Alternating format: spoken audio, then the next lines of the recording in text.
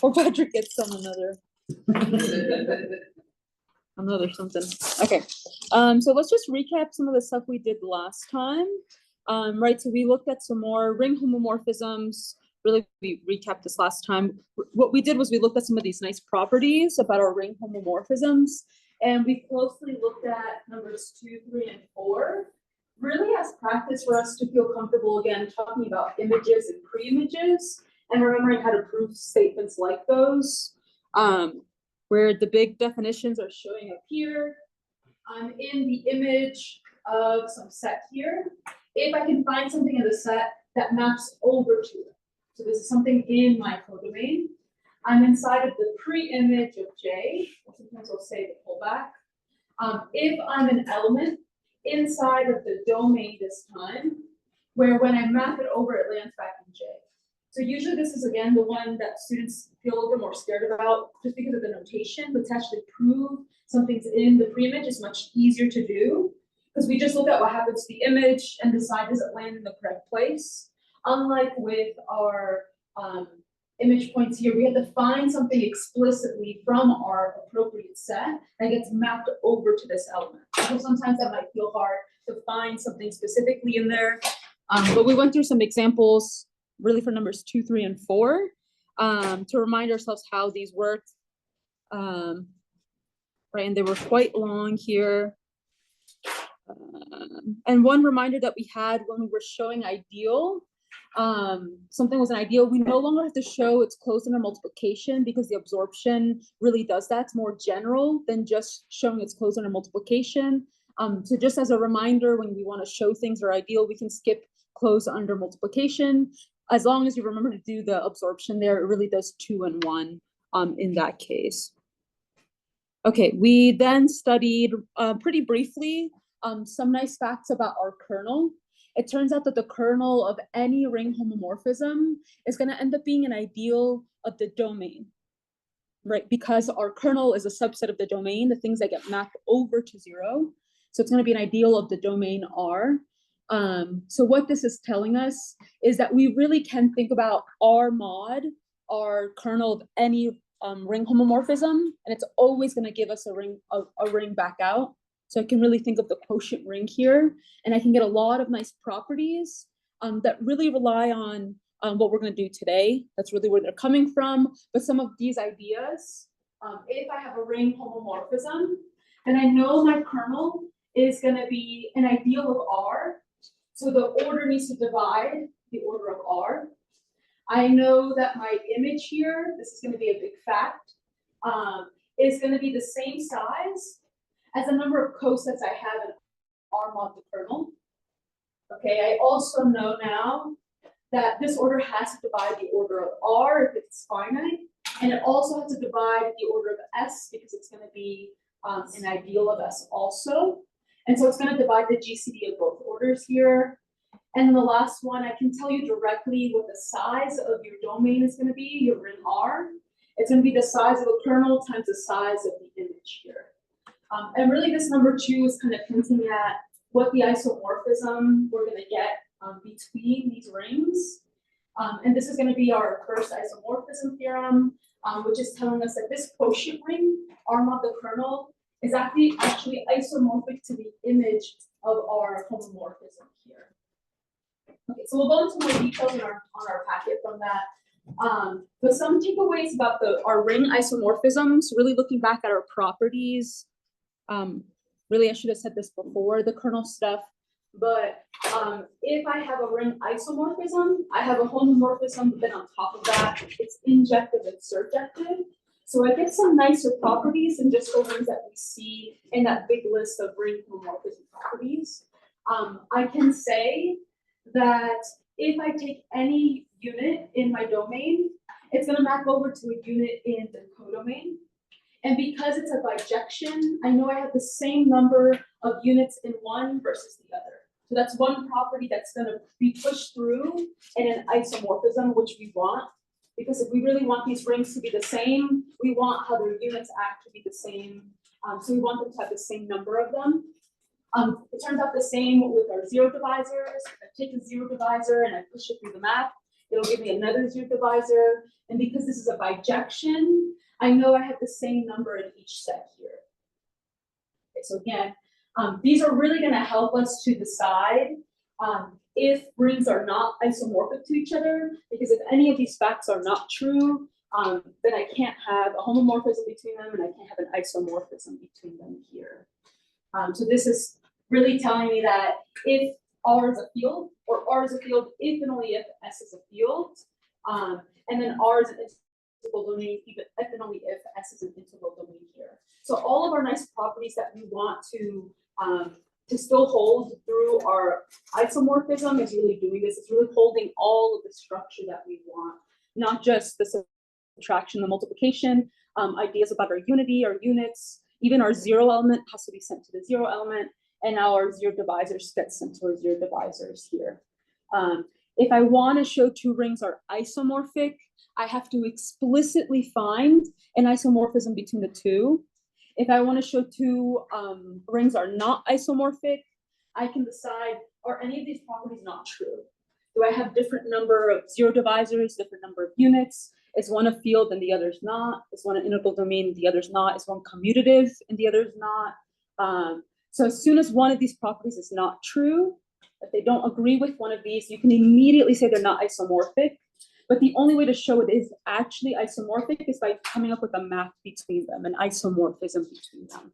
So you want to be careful to remember how to prove either one, if two things are isomorphic versus not isomorphic to each other. Okay, any questions on the stuff that we did yesterday's class before we look at our new packet that I think most of you picked up yesterday, but we didn't actually touch? Okay, so we're really going to go back to this idea about our kernel being an ideal of R. And if I have a homomorphism, right, this quotient ring is really going to give me back the image here. So it gives me a nice relationship between the domain and the codomain when I have a ring homomorphism. It doesn't have to be an isomorphism. If it is an isomorphism, I can say a little bit more, but it's not necessary for our theorem here. Okay, so in our new packet, this is really like part 2. We have our first isomorphism theorem. Sometimes I'll just say FIT for short. There are technically more isomorphism theorems, but we're not going to get into detail for those. They do get kind of more complicated, more quotients within quotients. So it's a lot more difficult for us to kind of figure out how to use them. But our first isomorphism theorem is actually the one that's like used the most. So this really is the most important one that we want to feel comfortable with. I also believe that the textbook doesn't go over any of the other isomorphism theorems, but if you're curious, you can find those online as well. But this is a big theorem, thanks to Emmy Noether, that tells us if we have a ring homomorphism from R to S, then we're going to have a new map. We'll call it F, that goes from this quotient, R mod the kernel of that ring homomorphism, into the image of that ring homomorphism. We'll define it this way, and we'll talk more explicitly about what this map is and why it works out nicely. But what we do here is we take one element in our quotient. So it's going to look like R plus my kernel, where R comes from big R. And I'm going to send this over to the image of this representative. Okay, it turns out that this is going to give us a ring isomorphism. So it's telling us that it's going to be a bijection and a group homomorph or a ring homomorphism. So it's really telling me that these two rings are going to be isomorphic to each other. Right? The fact that we said earlier, but without any details before. Okay, so we'll talk a little bit about this, and then we'll go through what the proof would look like for it, and then how we actually use it in practice. Okay, so here we can think of this theorem through this diagram here. This is going to be a commutative diagram. So up top, we have the original ring homomorphism. This is the only part that we need to know beforehand to be able to build the rest of the diagram. Okay, so here I have a ring homomorphism from R to P of R. The image which is some subset of S, the codomain. Really, this is going to give me back an ideal. Can anybody tell me why this is an ideal of S?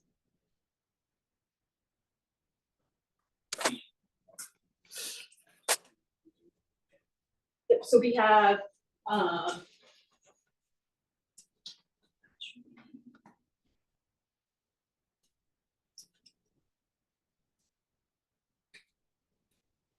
actually, maybe I have to say subring here. This might not give me an ideal. I would need, you guys were right, I needed to be onto for it to give me an ideal here. That was one of my properties.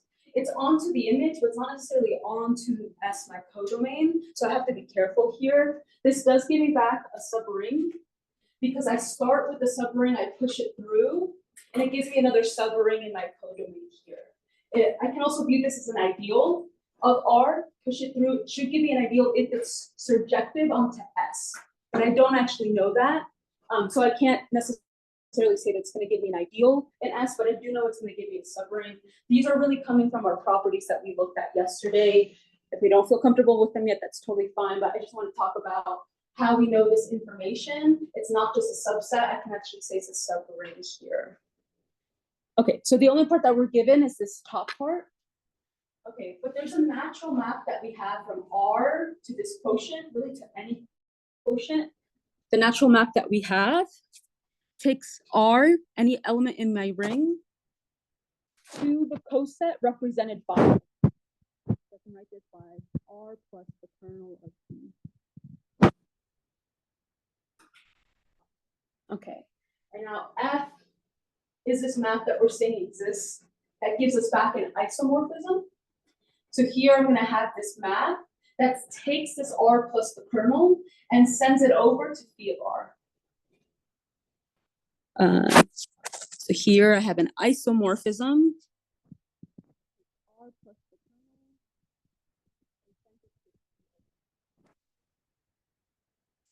And some things I'll point out. When you see these double arrows on any of these maps, it's really telling you that those maps are surjective. So double arrow means surjective. So here, this map is surjective onto its image, right? For every element in the image, I can find something that gets mapped over to it. It's not necessarily surjective to S. Okay, here, if I take any representative, any R, and send it to the coset with that specific representative, this is also going to be surjective. Because that's what all of these elements look like, a little R plus my kernel. What we're saying here is that this has to be an isomorphism, so this is going to be surjective as well. Neither one of the other ones have to be injective, but this one with the hook is telling us that that part is injective here. These are not things I'll quiz you guys on, but just so that you know where those symbols are coming from and why these are true here. Okay, so what we see is if I take a little R here and map it over, I'll get back little a phi of R here. So I could start with little r and send it to phi of R. Or I can take my diagram and go in a different direction.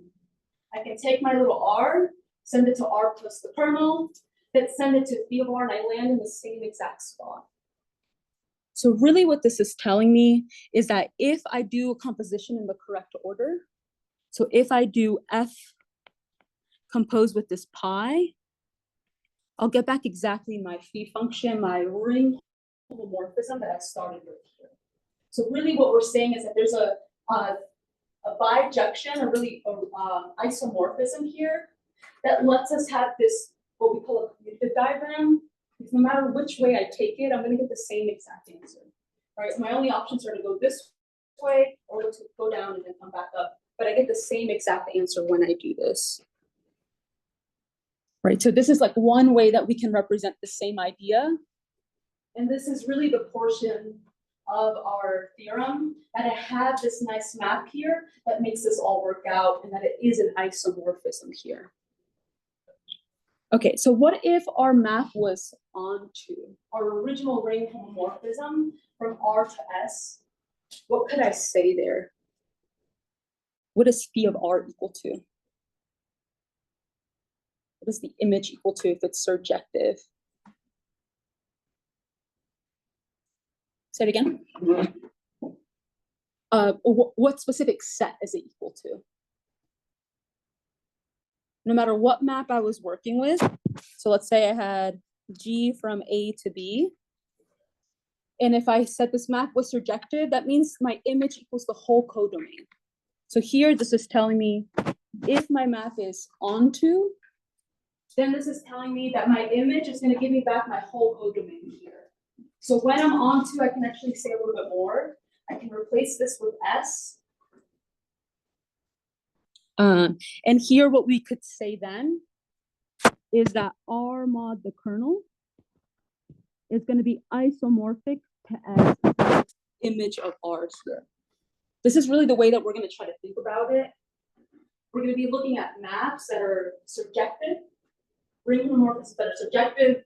This immediately tells me that the domain mod the kernel gives me the whole codomain here. So we're really going to think about it in this special case. Okay. So we're going to go through actually proving that we do have an isomorphism, and then we'll see how do we actually use this theorem, really to help us think, how can I view this quotient ring that lots of times is difficult to think about?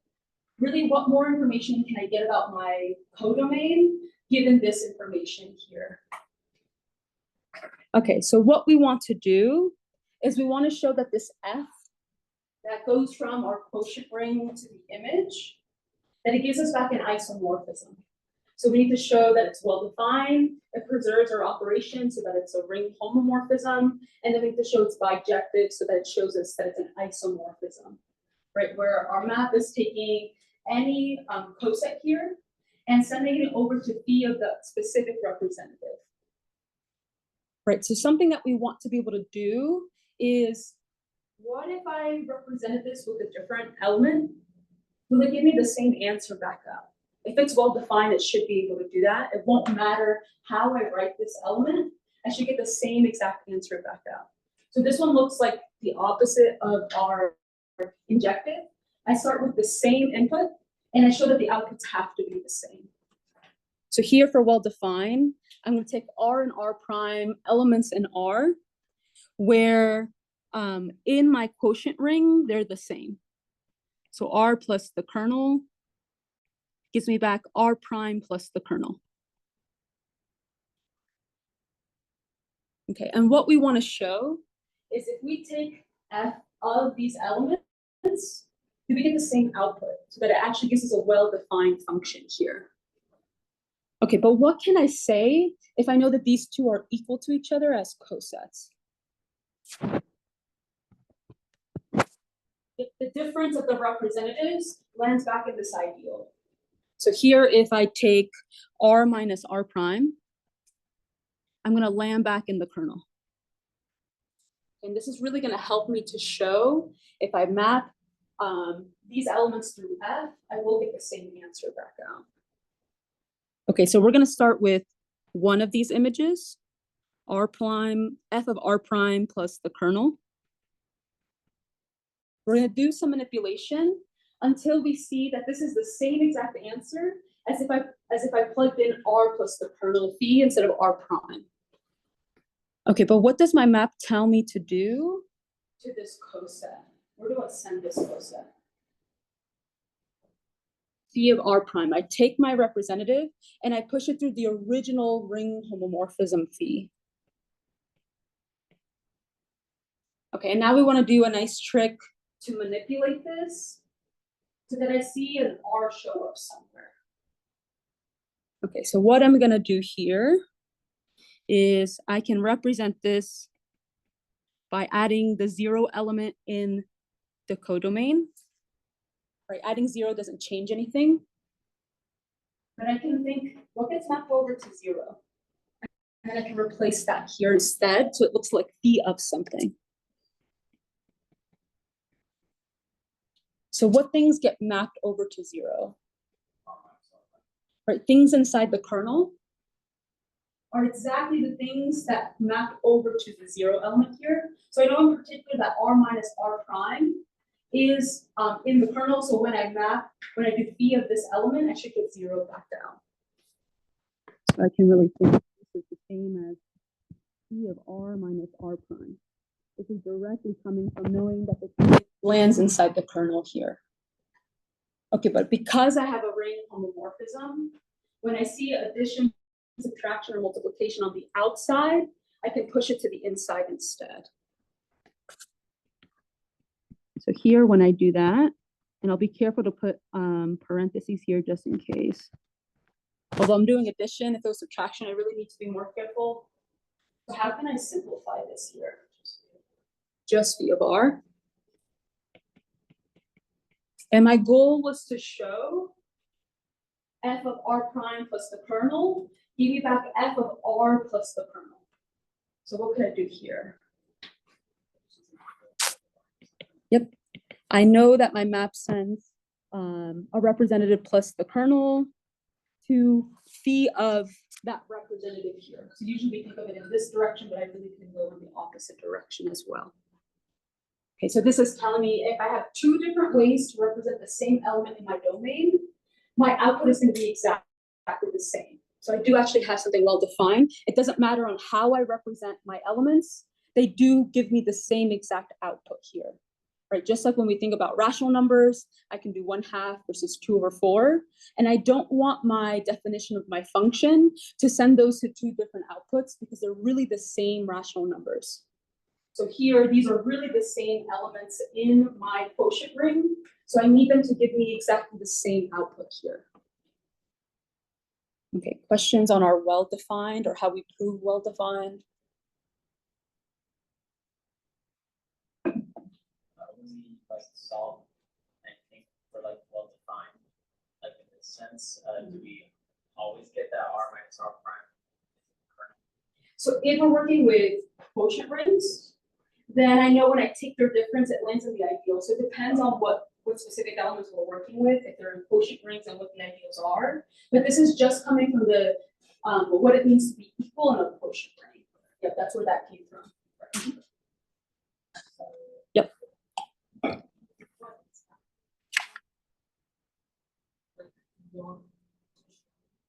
So our overall goal is to show that F is an isomorphism. So the first step we need to do is show that it's well defined. Regardless of what elements I take from my domain, I should get the same exact output. We wanted the F of R starting with the first. Yeah, I could have gone in the other direction too. My goal was to show that these two pieces were equal to each other. That since the inputs were the same, the outputs should have been the same also. They were just represented in different ways here. Yep. So anytime we're doing well-defined, it really depends on, in your set, can you represent things in more than one way? If you can, you need to make sure, no matter which way you represent them, they give you one single answer, right? So for it to actually be a function, I can't have several outputs for the same input. Yep. Mm-hmm. So how did you go from F plus the kernel equals B of R? So our function F is going to take any coset, and it's going to take it to phi of the representative. Mm-hmm. So here it'll take it to phi of R prime. Here it'll take it to phi of R. So that's just by the definition of what our function F is, which was given to us. And this is the function we want to show as an isomorphism. Yep. Some questions they'll always give us the function. So in this particular case, we're saying F is an isomorphism, and that's the part that we wanted to prove. It depends on like what the question is there. Yep. Okay, so let's look at our operation preserving. We need to be able to show if I add or multiply on the inside, it's the same as adding or multiplying on the outside. And so I need to have two different elements inside of my quotient ring. So I'm going to take R and R prime as representatives. Here, I'm not assuming that they're equal, just that they're two elements in my quotient ring here. And I want to show when I add them on the inside, is the same as adding on the outside. When I'm multiplying the inside, it's the same as multiplying on the outside. And this won't be too bad as long as we remember what these functions are actually doing. So here, if I start with f, and I'm going to take both of these cosets and I'm going to add them together first. So I'm going to take r plus the kernel, and I'm going to add it to r prime plus the kernel. And I'm only putting parentheses here just to make it a little bit more clear which elements we're working with. Right, so really I'm taking this element in my quotient and adding it to this element in my quotient. But if I work on my inside, how do I add coset elements? Add just the representatives. So I can write this as r plus r prime as the mu representative plus the kernel. And now I want to decide, what does my map F do to this coset now that I wrote it as one explicit coset? The phi of this representative here, the whole thing.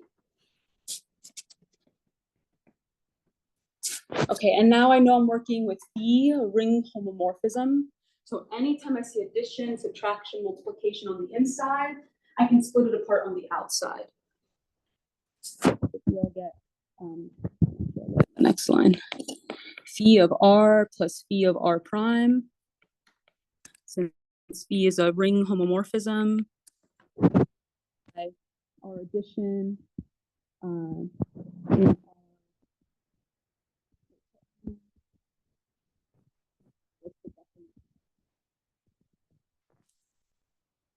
okay, and my goal was to show if I add on the inside, it's the same as if I added on the outside.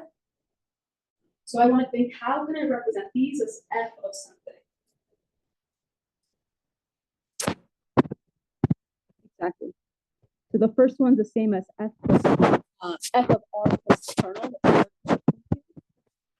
second one is the same as f of r prime plus the kernel. So we really did show if I add on the inside, it's the same as if I added on the outside. So it shows me that it preserves the addition here.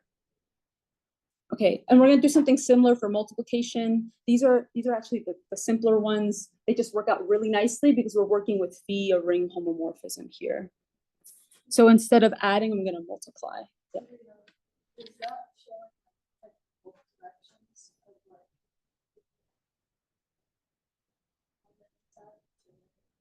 Yeah, because these are all equal signs, Yeah. almost like if I had if and only ifs, Right. it does show one direction and the other, right? If some, right, really whenever we want to show quality, we start with one side, show the other, or we start with a statement we know is true and then manipulate it until it looks like what we want it to do.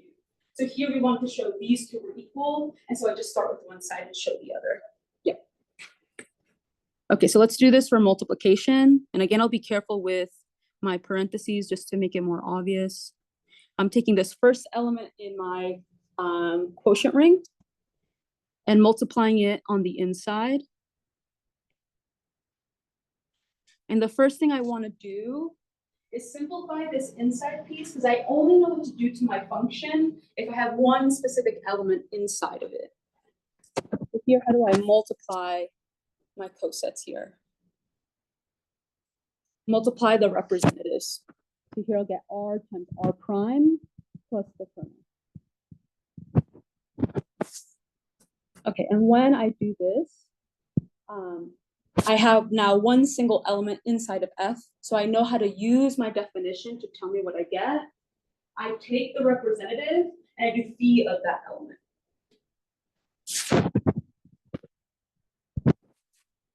Okay, and now because I'm working with the ring homomorphism, I can split this apart. And I can do multiplication on the outside instead.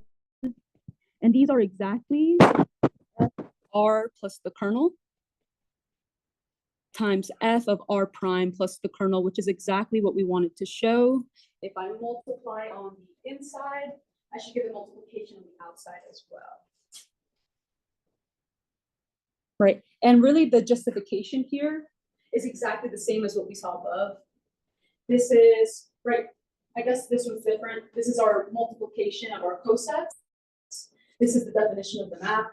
This is because this is a ring homomorphism, and then this is the definition of the map here again. You just clarifying, are you able to split apart the like multiplication and addition because of the ring homomorphism? Because this one in particular is a ring homomorphism. Right now, we're trying to show that this is a ring homomorphism. But we know that this one is. And does it state it, or we just assume that? If this is in our assumptions. So if C from R to S is a ring homomorphism, then we know that this map has to be an isomorphism. So we're really assuming this is a ring homomorphism, and then we study this map and show it's an isomorphism. Yep. Okay, so now we need to show one-to-one and onto to show it's a bijection. Because so far we showed it was a group, a ring homomorphism. So what's one way that we can show our ring homomorphisms are one-to-one? If we want to study the kernel, if we can show that the kernel is just the trivial ring, so it just has the 0 element in your domain, that's enough for us to show that it's one-to-one, it's equivalent. If you want, you can show it the old-fashioned way. It probably will take a lot more steps to do that, but either one is correct here. But we just need to remind ourselves, where is our kernel and what is the 0 element in that set there, or in that ring. Okay, so here we want to show that the kernel of this map F is equal to what? What is our 0 element? What is the set that or the ring that we're working with here? Where does the kernel of F in our quotient ring? Right here we see our map F. It's going to start from my R mod the kernel into my phi of R. And so I want it to be a subset in here that lands to 0. So what I want to show is that it's the 0 element inside of this ring here. So I need to understand what is the 0 element in my quotient ring. It's exactly 0 plus the kernel. Right, my 0 element in a quotient ring is always 0 as the representative plus the ideal. Okay, but something that we already know is the backwards containment. We already know that the 0 element gets mapped to 0 under F because it's a ring homomorphism. So all we need to do is show the opposite containment to show us equality of sets. So what we'll do is we'll start with something in the kernel and show it has to be the 0 element. So we're at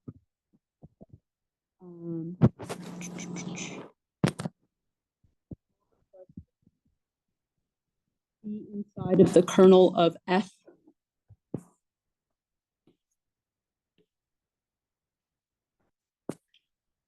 Okay, and we want to decide, what is this telling us?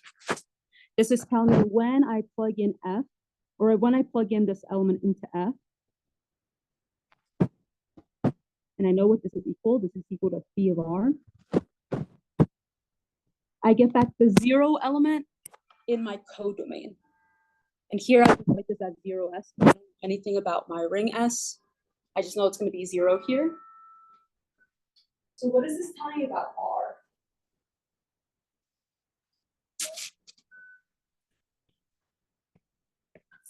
Right? Possibly it's 0, but it's not necessarily just 0 that gets sent to 0 here.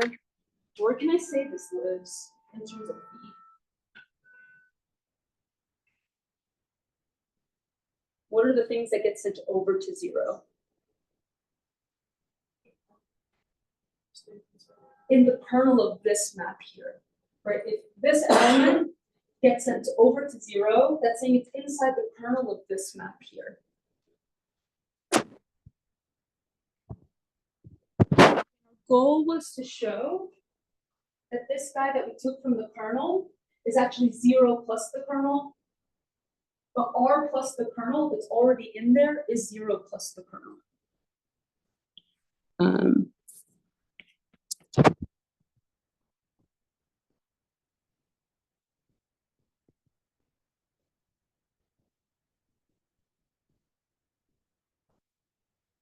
again, if I find a representative that lands inside the ideal, then the coset represented by that representative is exactly the 0 element here, right? Because if I subtract these, r minus 0, it lands back in the kernel. And our goal was to show if I start with something in the kernel of the new map, it has to be the 0 element in my quotient ring.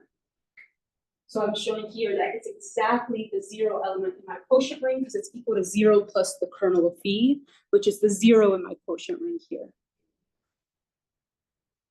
Okay, and the last step here is to show that it's surjective. So we want to take something from the image of phi.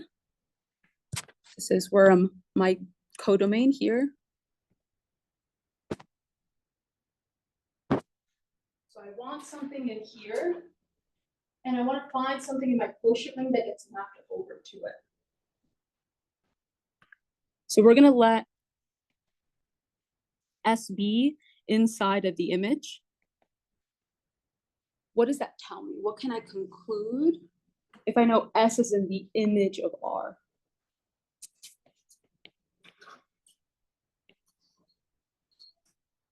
If I immediately know it's an S, because my image is a subset of my codomain, but what else can I say? What can I find? You know that there's an element in this set in particular that gets mapped over to S. So I know there's a little r in big R. So that phi of R equals this little s. And my goal is to find something in the quotient ring that under F gets mapped over to S. And it's really going to be R plus my kernel here. So if we consider R, the specific little r plus the kernel, which is in our domain, then F of this element gives us back phi of R, which we said was little s.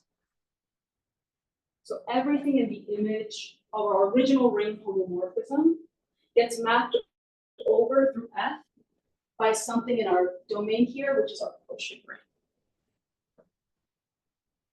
Okay, so what we're showing here is that F, this new map from our quotient ring R mod the kernel into the image is going to give us an isomorphism, right? It gives us a group homomorphism, it's well-defined, a ring homomorphism that's well-defined, and it's bijective. So these rings are really the same here.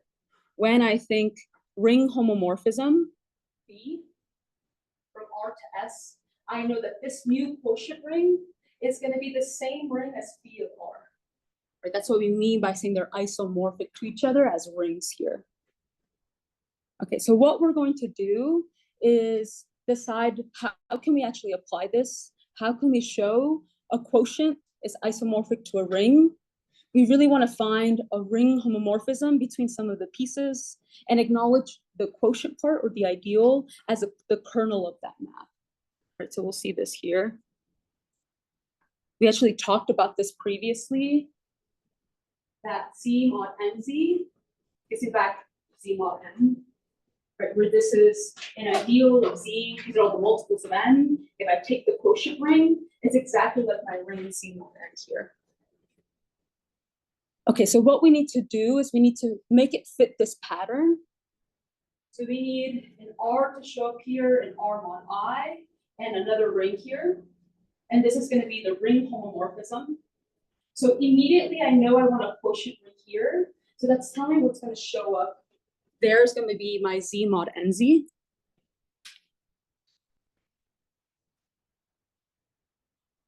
Okay, and here this map was my ring, just Z. Okay, and I'm trying to show that these two are isomorphic to each other. And this is exactly where I have my isomorphism. Z mod NZ to be isomorphic to Z mod N here.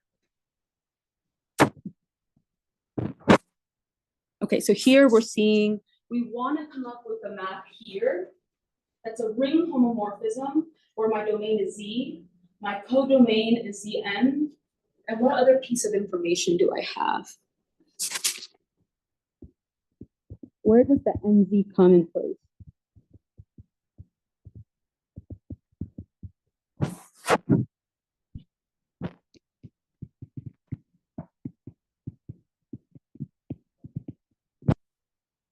Is that louder? I just said is your ideal. Yeah, and what should the ideal be representing here in our isomorphism theorem? Oh. The kernel of this map. So really what we want is we want to find a homomorphism between Z to Zn where the kernel is exactly NZ.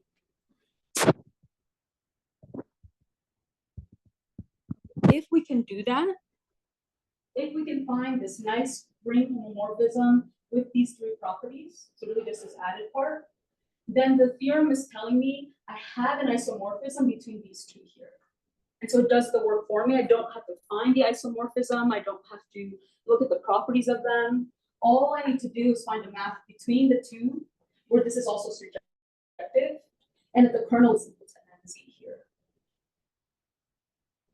Okay, so we need to find or build a surjection for a ring homomorphism from Z to Zn. Where the equal NZ. So I want all of NZ to get sent to 0 and nothing else. I want it to be exactly my kernel. Okay, so we can think, what are some candidates that will do this? What can my map do? What should my integer get mapped over to?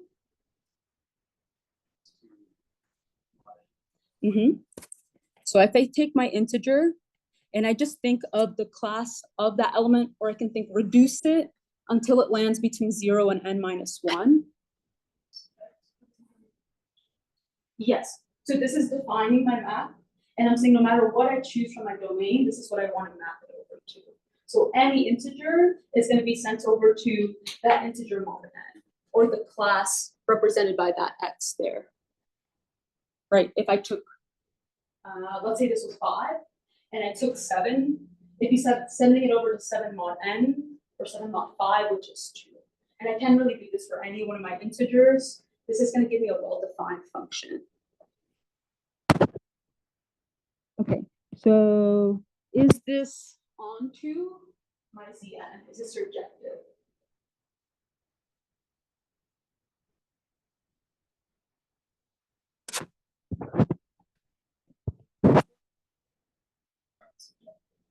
We want to decide, can I map, do I know that my image is exactly equal to Zn? If I take anything here, can I find something that gets mapped over to it?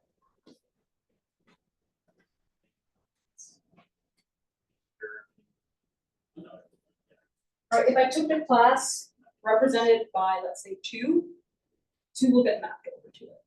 Right, if I took the class represented by 5, 5 will get mapped over to it. I actually have multiple things in Z that will get mapped over to that element. But I know at least one gets mapped over to it, so it is surjective. Right, so this does give me a surjection.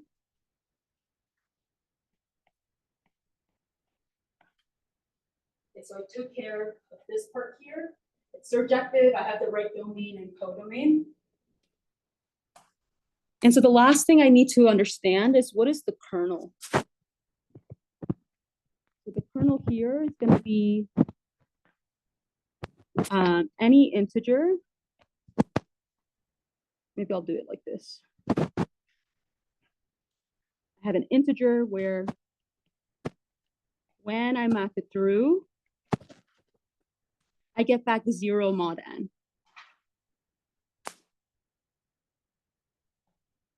So what types of integers are equal to 0 mod n?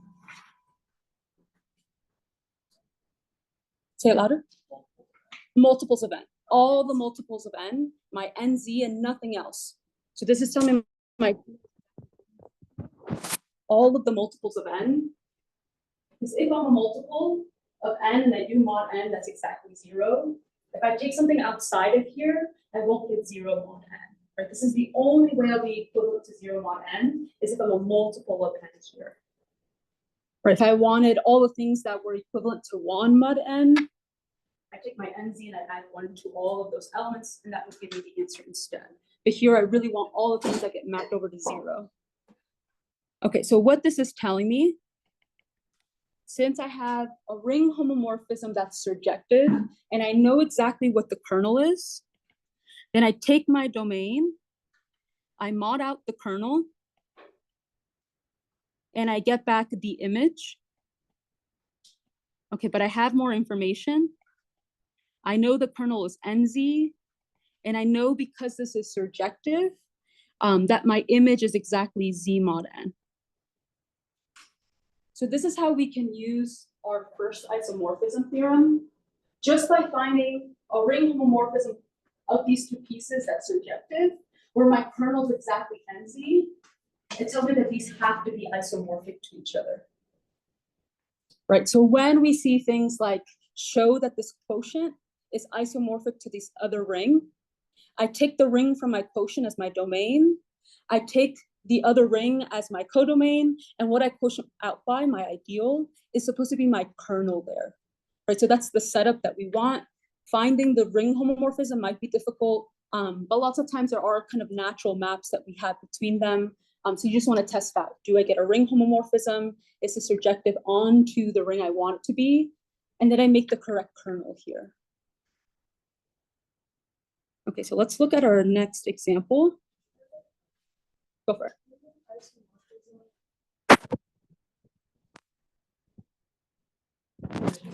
So this theorem tells us this. So if I find a ring homomorphism between the 2, then I know that this specific map is an isomorphism, point blank. I don't have to check anything about it. So here, as soon as I find the ring homomorphism between the 2 pieces, I know that R mod the kernel is isomorphic to the image here. Right, and I don't have to show now. I can find an isomorphism between the 2 where it's well defined, it has a ring, it's preserving the operations, and it's isomorphic. When I just show the assumption is met, it tells me that my conclusion is true here. So what I'm trying to show. So when I want to show 2 rings are isomorphic, I try to find a map between R and this guy here that's surjective, where this is the kernel. And when I do that, I have this setup, and it lets me know that these are isomorphic to each other. So anytime I want to show a quotient is isomorphic to a different ring, I really want to have this assumption met so that it tells me immediately through the theorem that they have to be isomorphic to each other. Right, and we'll do some more practice on how to, what pieces should go where to get more comfortable with what the theorem is or how to use it. But again, the only assumption is this part. And as soon as we have that, we have our conclusion now. But we don't have to work with the specific map. It tells me directly they're isomorphic to each other. Yep. Okay, so let's look at this next map, where we're taking the polynomials with the real coefficients into the complex numbers. Okay, where the map tells us take the polynomial and evaluate it at I. So whatever this polynomial is, it could be x squared plus 2, it can be x cubed plus x plus 3. I want to plug in I into the polynomial. This will always give me a complex number, so land in the correct place here.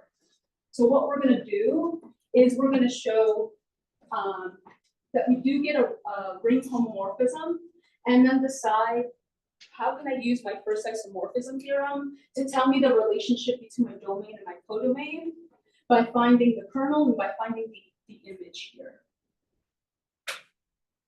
Okay, so here you don't actually have to check well defined.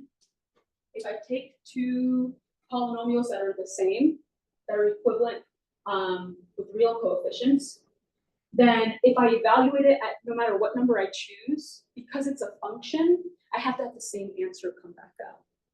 So this is going to be for free, no matter how I represent my polynomial here, wherever I evaluate it, the answer should be exactly the same. Okay, we're not going to check this together, but you can check, does it preserve the addition and the multiplication? When I add 2 polynomials and then evaluate the sum, is it the same as evaluating 1 and then adding to the evaluated second one here, and the same with the multiplication. And this really just depends on how we define our multiplication and addition with our polynomials, and these work out really nicely here. But what we're gonna show is that it's onto, and then we'll find the kernel so that we can find a relationship between the two here. Okay, so here if I take any complex number, I wanna show that there is a polynomial so that when I evaluate it at I get a plus bi. So we need to find an f inside of my polynomial ring. So that phi of f, which is f of I, gives us back exactly a plus bi.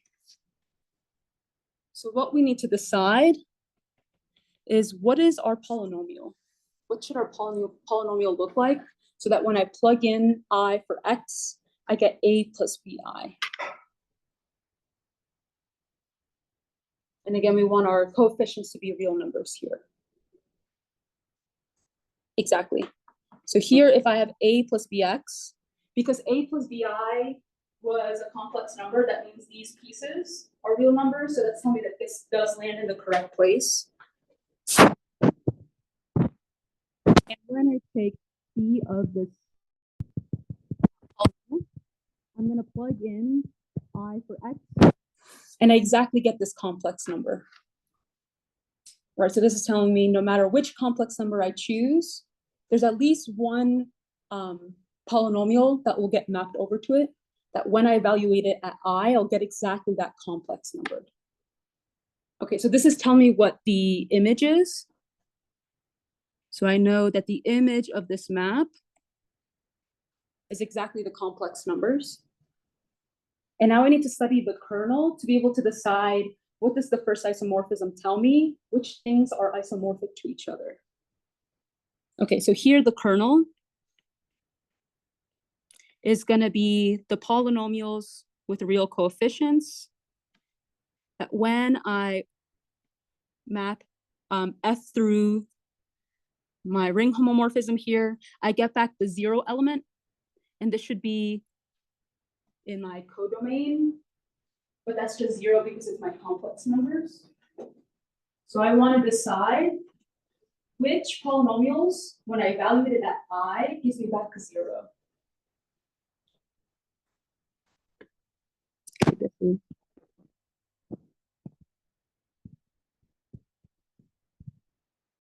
F of I needs to equal 0 here. Okay, so here what we can say is if f of I equals 0, then we actually know a lot of information about what the function has to look like. We don't have a lot of details or a lot of practice in doing these, but we have seen these kinds of things in like pre-calculus, where if I, this is really saying I is a 0 of this polynomial, that's telling me that I have to have x squared plus 1 as one of the factors. It might just be x squared plus 1, or it could be x squared plus 1 times something else. But the only way I plug in I and I get out 0 is if when I factor it, one of the pieces equals 0. And this is really the smallest polynomial that will do this. Okay, we technically don't have the theory to actually prove this, but this is the idea. And so here, this is saying that f of x lives in the ideal generated by x squared plus 1. Because this g of x can be any polynomial it wants. It's really going to be a multiple of x squared plus 1. Okay, so this is telling me what my kernel has to look like. It has to be this ideal here in particular.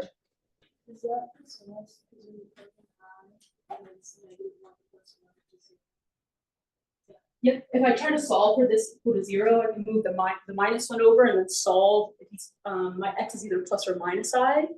And I can't find a smaller polynomial because I'd be linear. And then that would tell me that I is inside the reals, which is not possible. Okay, so here, what does my first isomorphism tell me? My first isomorphism theorem tell me? Which things are isomorphic to each other?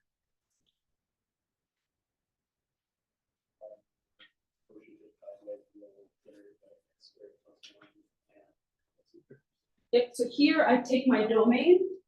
Because I have a ring homomorphism, I take my domain, I mod out the kernel. So I'll say it out in words here, and then I'll say it out explicitly. It's gonna give me back the image. So in my case, I have the polynomials with real integers, excuse me, real coefficients, mod x squared plus 1, the ideal. It's going to give me back all of the complex numbers. Because I knew this was surjective, I know my image is all of C here. If it wasn't surjective, I'd have to study what is the image here and then replace it on this piece here. So this is because it's surjective. But lots of times what we'll do is we'll look at maps that are surjective so that it's easier for us to decide what the images are here. This is a different way for me to think about what my complex numbers look like. I take all of my polynomials with real coefficients and I mod out this polynomial here where I is a 0. And really, if we think about it, these real numbers, if I don't work with polynomials, the only thing that it's missing to be the complex numbers is our I. As soon as I know I is in there and I have a ring, I have all of my complex numbers there. So there's some correlation here between the zeros that show up here and what are needed to become C here. We haven't looked at any of those details. We will look at those later. But really we are going to find some relationship here when we're working in particular with polynomial rings. Okay. So we'll just look at a couple other things here before we call it a day. Okay. So, right, our first isomorphism theorem told us, or actually even previous to that, that if I have a ring homomorphism, my kernel is an ideal, right? I get that automatically. What ends up being true is also the converse. If I'm an ideal, I can be shown as a kernel of some ring homomorphism. And there's actually some natural ways to see what that ring homomorphism has to be, but I could have more than one ring homomorphism showing up here. So any ideal of R is going to be the kernel of some ring homomorphism, where R is going to be the domain here.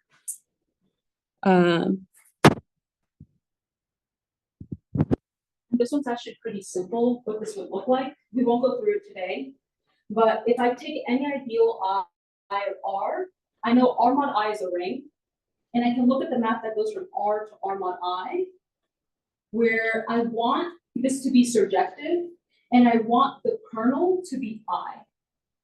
So here what I can send this to, I can send some R to R plus the ideal.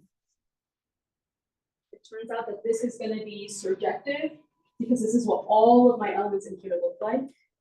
And the kernel is going to give me back exactly I, because if I send I to little I to little I plus I, it'll give me the 0 element back out, and nothing else will give me the 0 element back out. So there's actually a nice homomorphism here that lets us use the first isomorphism theorem to show us that as soon as I'm an ideal, I can also view it as a kernel instead.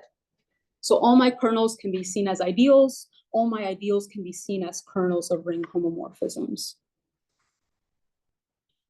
Okay, and we just have, we'll go through this in detail next week, but I just want us to look at some of these theorems that we have here. If I have a ring with unity, and I have a ring homomorphism from the integers to this ring with unity, then this specific map is always going to give me a ring homomorphism. So something that this is telling me is that, I guess I could also use my first isomorphism theorem. If this is a homomorphism, there's some relationship between Z mod its kernel and the image here. And really I can think the image of this map is going to be some subring of R. So somehow I could probably see Z sitting inside of these rings here, some copy of it showing up here, if it's injected. If it's not injected, I can't really see that. What we'll also see is that if we have a ring with unity, and we have information about its characteristic, then I can immediately tell you it's gonna have a copy of Zn sitting inside of it. Maybe not exactly Zn, but something that looks like it. Or it's gonna have something like an integer sitting inside of it. So just depending on the characteristic, we can also see that these, something isomorphic to these can be seen as subrings to the original ring that we're working with here. But we'll go into a lot more detail on Monday. And for tomorrow's class, we're just gonna be doing discussion problems, no quiz since we didn't have a homework assignment this week. Where we're just gonna be practicing doing these ring homomorphisms, practicing using our first isomorphism theorem. I'm not sure if we're gonna need some of these theorems for them, so just take a look at them. But I'll point out if there are any problems where we didn't get through enough of these theorems to talk about them. But if there are no questions, I'll see you guys tomorrow. Have a good one.